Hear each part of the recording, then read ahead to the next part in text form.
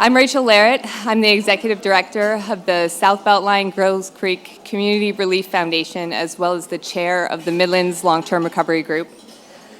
My woman of inspiration is a woman named Rita Shipman, who came out to volunteer one day for 4 hours on a Saturday and has been with me every single day, full-time volunteering for the last 8 months and 3 days. Without her, I wouldn't be able to be here because I'd be at home having to keep our warehouse open and helping victims of the October floods.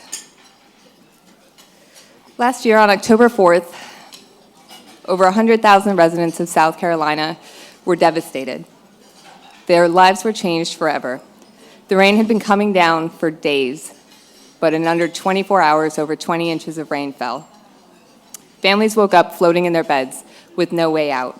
Some of them even had to be cut out of their attics. They not only lost their loved ones, but their homes and everything they owned. It was all gone in less than an instant. As the water poured into the back of my own home, it washed away a life that I had spent 36 years building. I took my daughter and my dog, and I joined the rest of my neighbors. We watched as the water covered the neighborhood as each dam broke. Standing out in the rain, neighbors who'd lived next door to each other for years met for the first time. We stood at the top of a hill, taking turns moving a cement block, setting a timer so that we could measure how fast the water was rising. As it got covered, we would move it back 4 or 5 feet and reset that timer, over and over again until we were finally evacuated.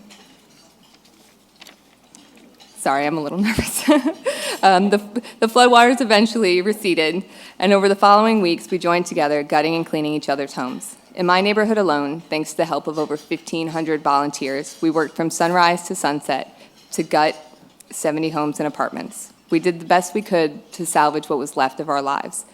Once we'd boarded up our homes, we kind of turned to each other and said, what do we do now? How do we replace everything that we'd lost? Most of us, for weeks, had been wearing the same clothes we'd evacuated from our homes in.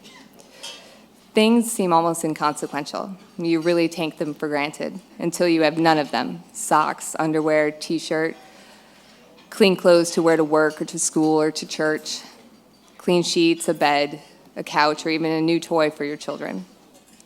In disaster recovery, there's something that BOADs, which are volunteer organizations active during disaster, they call it the second disaster.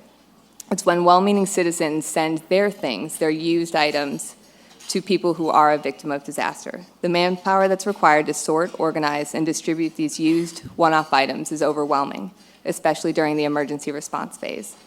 The one truly saving grace that we experienced was the brand new, well-organized, palletized, needed donations that we received via K.I.D.S. Fashion Delivers.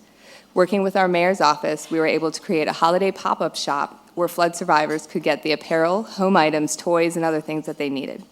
Your donations were able to give families the start that they needed in order to help them get back to living.